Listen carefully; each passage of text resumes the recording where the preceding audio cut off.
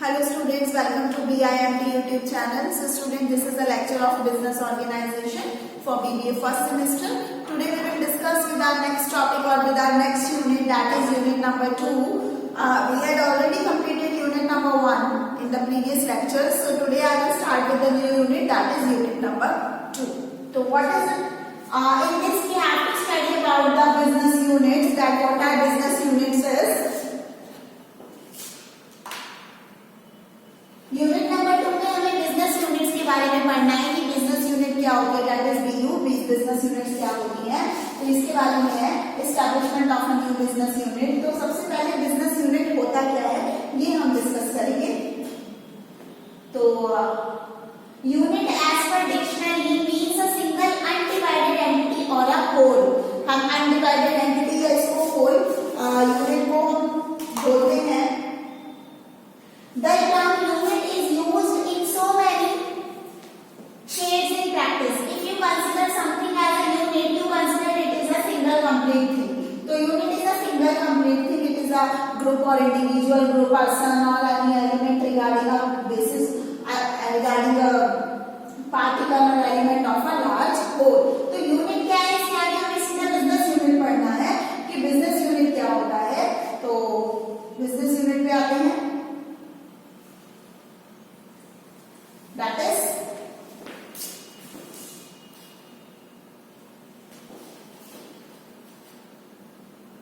what is business unit? Business unit is the single identified but complete organ of people and other resources. तो business unit को यहाँ पे define कर रखा है कि एक सिंगल एलिमेंट है और इसके अंदर कंप्लीट रिसोर्सेज की बात की जाती है, people and other resources की बात की जाती है। तो यहाँ पे intentionally group together to perform specified tasks with a view to earning profits। और बेसिकली बिजनेस यूनिट इसीलिए बनाई जाती है यहाँ पर टूल्स एंड टेक्निक्स हैं, मशीन्स हैं, पीपल्स हैं, ये सब चीजें जब अवेलेबल होती हैं, एक प्लांट लोकेट किया जाता है, तो that all comes under business unit. और बेसिकली बिजनेस यूनिट किसलिए सेटअप की जाती है? To earn profit, to maximise profit more and more. Then profit earning motive is an ultimate test for an organization being a business unit may it be formed or owned by an individual person or group of persons in the form of partnership। जितने भी profit earning motives हैं ultimately एक organization के वो business unit के proper motives हैं, and ये जो है motives ये basically कहाँ से formed हो रहे हैं? It may be formed or owned by an individual person or group of persons in the form of partnership। Individual person भी हो सकता है, ग्रुप ऑफ पर्संस भी हो सकते हैं, may be the persons of partnership forms. तो वो सब इस चीज को मोटिव को ऑर्गेनाइज करेंगे। इसके बाद कंपनी और ट्रस्ट और सोसाइटी और by government as public sector unit. इसके अलावा पार्टनरशिप फॉर्म के अलावा कौन मैनेज कर सकता है? कंपनी हो सकती है, ट्रस्ट हो सकता है, कोई सोसाइटी हो सकती है या कोई पब्लिक सेक्टर यूनिट हो सकती है। तो railways, air India, BSNL, BHEL etcetera public sector business units. तो हमारे यहाँ जितना रेलवे सेक्टर है, BHEL है, आपका BSNL है, तो ये सारी भी यूनिट्स हैं। बट ये कौन सी यूनिट्स है? गवर्नमेंट सेक्टर, पब्लिक सेक्टर में गवर्नमेंट सेक्टर यूनिट्स हैं। इसके अलावा टिस्को, रिलायंस, ITC, ये सारी कौन सी यूनिट्स है? प्राइवेट सेक्टर यूनिट्स हैं। जो गवर्नमेंट के अंडर में नहीं आती वो प्राइवेट सेक्टर यूनिट्स हैं, और जो गवर्नमेंट के अंडर में है या गवर्नमेंट ने उन्हें फॉर्म किया है, that is all comes under public sector entities. Then establishing a new business unit. अब यहाँ पर हमने नेक्स्ट टॉपिक पढ़ेंगे बिजनेस यूनिट में। तो बिजनेस यूनिट क्या है? बिजनेस यूनिट पर्टिकुलरली सेटअप की जाती है by peoples and requiring other materials also. तो बिजनेस यूनिट सेटअप की जाती है, पीपल सेटअप करते हैं उसको, और बेसिकली किस लिए की जाती है? To earn more and more profits. तो बिजनेस यूनिट पब्लिक सेक्टर भी हो सकती है और प्राइवेट सेक्टर भी हो सकती है। इसके बाद है establishing a new business unit. हम न्यू बिजनेस यूनिट कैसे एस्टैब्लिश कर सकते हैं, इसको पढ़ेंगे। Establishing a new business unit is a work of entrepreneurship and taking assumption of risk of business uncertainty. तो किसी भी बिजनेस यूनिट को सेटअप करने का काम एंटरप्रेन्योर्स का है, और उसमें वो सारी बिजनेस के रिस्क और अनसर्टेनिटीज को मैनेज करने की बात करते हैं। जो भी हम न्यू बिजनेस यूनिट एस्टैब्लिश कर रहे हैं, unit fall into unit establish करना चाहेंगे वो बेसिकली 2 ब्रॉड कैटेगरीज में पढ़नी पड़ेंगी, डिवाइड की गई है 2 ब्रॉड कैटेगरीज में। First is those arising out of procedures laid down by the government और स्टेट गवर्नमेंट। एक तो वो हो गई बिजनेस यूनिट्स जो कि सारी की सारी गवर्नमेंट या स्टेट गवर्नमेंट के बनाए हुए प्रोसीजर के अकॉर्डिंग एस्टेब्लिश की जाएंगी। और दूसरी those related to planning and organising the new enterprise, और दूसरी है जिसमें प्लानिंग या ऑर्गेनाइजिंग की बात कर रहे हैं कोई नई एंटरप्राइज के लिए। So these are the 2 broad categories in which new business units are divided. तो इसी में ही न्यू बिजनेस यूनिट्स डिवाइडेड रही। इसके बाद है procedural problems. New business unit को सेटअप करने के लिए क्या क्या प्रोसीजरल प्रॉब्लम्स आएंगी इसकी बात हम करेंगे।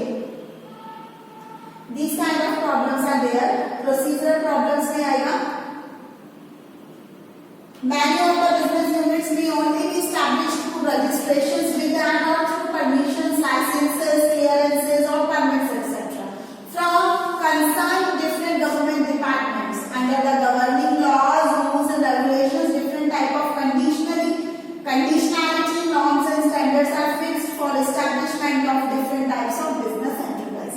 तो पहला पॉइंट है यहाँ पे प्रोसीजरल प्रॉब्लम्स। तो प्रोसीजरल प्रॉब्लम्स में क्या है कि बहुत सारी बिजनेस यूनिट्स ऐसी हैं जो एस्टैब्लिश करने से पहले उन्हें अपने आप को रजिस्टर करवाना है। एस्टैब्लिश वो तब हो पाएंगी जब वो कुछ प्रोसीजर्स को फॉलो करेंगी। तो सबसे पहले उन्हें क्या कराना होगा, रजिस्ट्रेशन कराना होगा, परमिशन लेनी होगी, लाइसेंस लेना होगा, क्लियरेंस करना होगा या परमिट्स लेने होंगे जो भी डिफरेंट गवर्नमेंट डिपार्टमेंट्स है उनके थ्रू। तो पहला पॉइंट है बिजनेस यूनिट एस्टैब्लिश करने का प्रोसीजरल प्रॉब्लम्स। तो इस तरीके की कुछ प्रॉब्लम्स आएंगी, गवर्नमेंट के लॉज हैं, रूल्स एंड रेगुलेशंस हैं, इसके अलावा डिफरेंट टाइप्स ऑफ और कंडीशंस हैं। तो इन सारी चीजों को मैनेज करना होगा, फॉलो करना होगा, तभी आप कोई बिजनेस यूनिट ओपन कर सकते हैं। So this is the first point while establishing business unit. इसके बाद है कुछ और problems of planning and organising. तो पहला तो हमने यही पढ़ा कि बिजनेस यूनिट एस्टैब्लिश कैसे हो सकती है। दूसरा हम पढ़ रहे हैं problems of planning and organising, कैसे किसी भी बिजनेस ऑर्गेनाइजेशन की रिगार्डिंग प्रॉब्लम्स आती है जब हम उसे प्लान करते हैं या ऑर्गेनाइज करते हैं। तो the important steps with an entrepreneur is obliged to take a to resolve the problems of organisation and management of a new business unit are as under. तो उन प्रॉब्लम्स को हम कैसे रिसॉल्व करेंगे किसी भी न्यू बिजनेस यूनिट को open करने के लिए, ये सारी चीजें हम यहाँ पर पढ़ेंगे। तो इसमें पहला पॉइंट है product analysis and market research. कोई भी बिजनेस है, वो कोई भी बिजनेस फर्म है, वो तभी एग्जिस्ट कर सकती है जब उसके गुड्स को या सर्विसेज को कस्टमर्स परचेज करेंगे। गुड्स एंड सर्विसेज जब कस्टमर्स अवेल करेंगे ये फैसिलिटी, तभी वो बिजनेस फर्म एग्जिस्ट करेगी। Customers are the only source of revenue. किसी भी बिजनेस फर्म के लिए जो सोर्स ऑफ रेवेन्यू है that is only the customers, और कोई सोर्स ऑफ रेवेन्यू नहीं है उनके लिए। कस्टमर्स उनकी सोर्स ऑफ रेवेन्यू है। A capitalist or entrepreneur can incur capital cost for establishment of business firm. अब यहाँ पे क्या है, कोई भी एंटरप्रेन्योर है वो पैसा लगा सकता है बिजनेस फर्म ओपन करने के लिए, सब चीजें कर सकता है। बट द थिंग इज कि जो बिजनेस है वो तभी अच्छे से चलेगा जब हम मार्केट की अदर थिंग्स को भी ध्यान में रखेंगे, कस्टमर्स के सेटिस्फेक्शन लेवल को ध्यान में रखेंगे, तभी वो प्रोडक्ट आगे बिकेगा, तभी आपकी वो बिजनेस यूनिट सक्सेसफुल एस्टेब्लिश होगी। तो ये हम पढ़ रहे हैं कि प्लानिंग के रिगार्डिंग क्या क्या प्रॉब्लम्स आती हैं। तो सबसे पहले हमें क्या करना है, product analysis and market research. तो कोई भी कंपनी को प्रोडक्ट, जो भी वो प्रोडक्ट बना रही है उसके रिगार्डिंग एनालिसिस करना है, उसके रिगार्डिंग कस्टमर्स की जो भी परसेप्शंस हैं, जो भी उनके दिमाग में उनके प्रोडक्ट के रिगार्डिंग है वो सुनना है, समझना है, उसके अकॉर्डिंग प्रोडक्ट को डेवलप करना है। साथ ही साथ product analysis means choosing the best product और service which has a ready market. These may be alternatives of different products which must be analyzed and compared on the basis of individual cost and benefits. तो market में competition इतना ज्यादा है, जिस तरीके का product आप मार्केट में ऑफर कर रहे हैं, अदर कंपनीज वो किस तरीके की चीजों को ऑफर कर रहे हैं, तो ये सारी चीजें हमें यहाँ पर समझनी होगी प्रोडक्ट एनालिसिस के साथ ही साथ। हमें मार्केट रिसर्च करनी होगी। Market research is based on the analysis of different factors including price elasticity availability of demand of product, taste and preferences of potential customers, their age, their income group। तो market research में सारी चीजों को company को ध्यान में रखना होगा कि प्रोडक्ट का प्राइस क्या है, मार्केट में उस प्रोडक्ट की डिमांड कैसी है, किस एज ग्रुप के लोग उसे ले रहे हैं, किस तरीके की इनकम लेवल के लोग उसको ले रहे हैं। तो सारी ही चीजें हमें, किस तरीके का कस्टमर उसकी तरफ ज्यादा अट्रैक्ट हो रहा है, तो ये सारी चीजें आती हैं आपकी मार्केट रिसर्च में, जहां हम ये रिसर्च करते हैं मार्केट में कि हमारा प्रोडक्ट किस लेवल पर है या कस्टमर की किस तरीके की नीड्स है, क्या वो उसे सेटिस्फाई कर पा रहा है या नहीं कर पा रहा है। इस तरीके की सारी चीजें यहाँ पर डिस्कस की जाएंगी product analysis and market research में। Then we will move to the second point, that is determination of size of business firm और plan.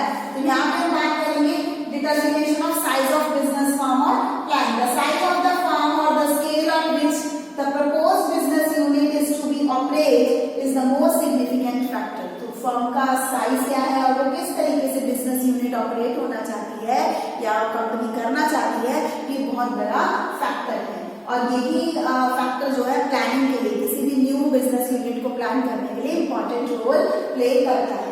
The sales estimates, availability of financial and physical resources, the nature of technology, ये सारी ही चीजें यहाँ पर analyse की जाती है। ये कुछ चीजें ऐसी मेंशन है जो बहुत ही इंपॉर्टेंट फैक्टर्स हैं, जैसे कि सेल एस्टिमेट क्या रहेगा किसी भी बिजनेस यूनिट का, फाइनेंशियल एंड फिजिकल रिसोर्सेज की अवेलेबिलिटी क्या है उस बिजनेस फर्म के पास, इसके बाद नेचर ऑफ टेक्नोलॉजी किस तरीके की है, वो उसे कैसे यूज कर रहे हैं, इसके अलावा ये सारे ही फैक्टर्स जो है किसी भी बिजनेस यूनिट के डिटर्मिनेशन या साइज को डिफाइन करते हैं। तो these are the factors which determine the business firm size. On the basis of size, an industrial unit may be tiny cottage industry, small scale industry or heavy giant or large size. तो ये size ही बताता है कि firm या industry small है, large scale है, giant है या मीडियम साइज है। तो यही साइज डिफाइन करता है किसी भी बिजनेस यूनिट को। इसके बाद है location and layout of plant. अब location and layout of plant क्या है, यहाँ पर ज्योग्राफिकल एरिया की बात कर रहे हैं कि किस लोकेशन में, ज्योग्राफिकली किस लोकेशन में हम अपने प्लांट को लगाएं। ये बहुत इंपॉर्टेंट फैक्टर है किसी भी एंटरप्रेन्योर के लिए। जब भी वो बिजनेस यूनिट एस्टेब्लिश करना चाहेगा तो वो इसके ऊपर बहुत ध्यान देगा, फोकस करेगा। Varieties of factors are considered for determination of location of a plant. तो किसी भी लोकेशन ऑफ प्लांट को जब हम सेटअप करने के लिए किसी भी प्लांट के लिए लोकेशन सर्च करते हैं तो बहुत सारी चीजें को दिमाग में रख के करना चाहिए। कुछ फैक्टर्स हैं जो हमें ध्यान में रखने चाहिए। कैसे फैक्टर्स हैं जो हमें ध्यान में रखने चाहिए? Proximity to the raw material resources. तो हमारे पास रॉ मटेरियल की अवेलेबिलिटी क्या है, कस्टमर्स एंड मार्केट कितनी दूर है उस लोकेशन से, स्किल्ड या मैन पावर जो वर्कर्स हमें चाहिए वो वहां पर आ पाएंगे या नहीं। कुछ ऐसा इतनी दूर अगर हम लोकेशन लगा ले, प्लांट लोकेशन कर ले, वहां पे ना इंसान आ पाए काम करने, ना रिसोर्सेज जल्दी से मिल पाए, तो वो भी कंपनी के लिए फायदेमंद नहीं है। तो बिजनेस यूनिट का प्लांट लोकेशन या लेआउट के टाइम हमें ये सारी चीजें ध्यान रखनी है कि वहाँ पे मार्केट और कस्टमर इजीली मिल सकता है, वहाँ पे मैन पावर या वर्कर्स हमें इजीली मिल सकते हैं नहीं, raw material resources easily available हो सकती है या नहीं। तो इस तरीके की कुछ चीजें एंटरप्रेन्योर्स को ध्यान में रखनी है जब भी वो कोई प्लांट लोकेशन या प्लांट लोकेट कर रहे हैं। इसके बाद है next point, selection and organisation of physical facilities. तो इस पॉइंट में है selection and organisation of physical facilities. This is another important step है जो हम न्यू बिजनेस यूनिट एस्टैब्लिश करना चाहते हैं उसके लिए बहुत इंपॉर्टेंट स्टेप है। Is to take decision as to process of production to be use and the machines and equipments to be installed. यहाँ पे बेसिकली यही ध्यान किया जाता है या यहाँ पे ये चीज ध्यान में रखी जाती है कि कितना प्रोडक्शन है, किस तरीके से हमें प्रोडक्शन करना है, किस तरीके की मशीन्स या इक्विपमेंट्स हमारे रिक्वायर्ड है या हमें उस वहां पर लगानी है जिसके थ्रू हम अपना वर्क करेंगे। तो ये सारी चीजें भी किस पे डिपेंड होगी कि किस तरीके की टेक्निक से प्रोडक्शन मशीन्स हमें लगानी है। साइज ऑफ द फर्म, किस तरीके की साइज ऑफ फर्म है उसी तरीके से इसका डिसीजन लिया जाए।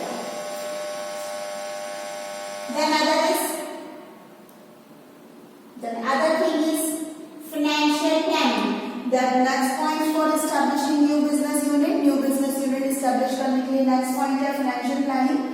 फाइनेंशियल प्लानिंग में बिजनेस यूनिट बेसिकली क्या क्या चीजें इंक्लूड करेगा, assessment of the requirement of funds for new business unit, ये असेस करना कि कितना फंड हमें रिक्वायर्ड है न्यू बिजनेस यूनिट को लगाने के लिए। उसके बाद determination of long term capital needs and working capital needs of business, इसके साथ साथ ये डिटरमाइन करना कि लॉन्ग टर्म कैपिटल नीड्स क्या है और वर्किंग कैपिटल नीड्स क्या है किसी भी बिजनेस की।